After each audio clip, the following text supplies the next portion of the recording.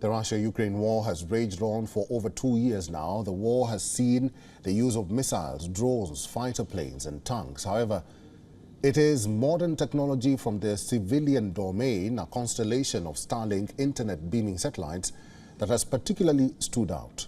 WION senior correspondent Siddharth MP tells us how it is now playing a defining role in the war and what India is preparing for. The Gulf War in 1990-91 is seen as the world's first space war. With GPS-aided precision bombings, the war was broadcast live on global television with satellite communications.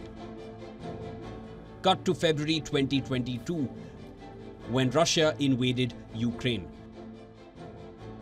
Russia is disrupting Ukraine's satellite communications amid massive communications blackouts. Ukraine is asking Elon Musk to help them with Starlink.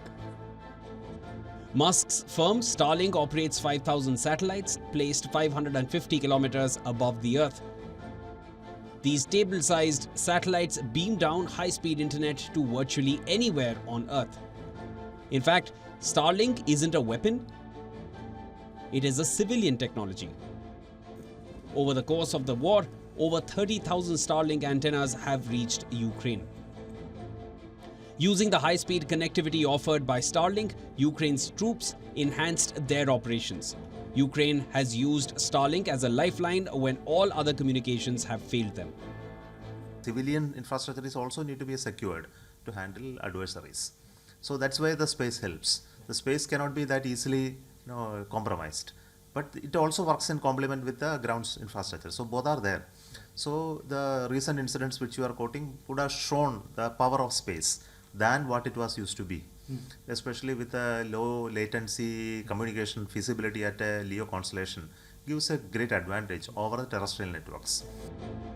After Starlink's widespread use by Ukraine, several nations including China are considering launching their own constellations for military use.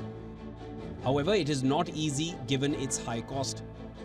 While India has multiple conventional communication satellites, the country doesn't have any internet beaming satellite constellations of its own.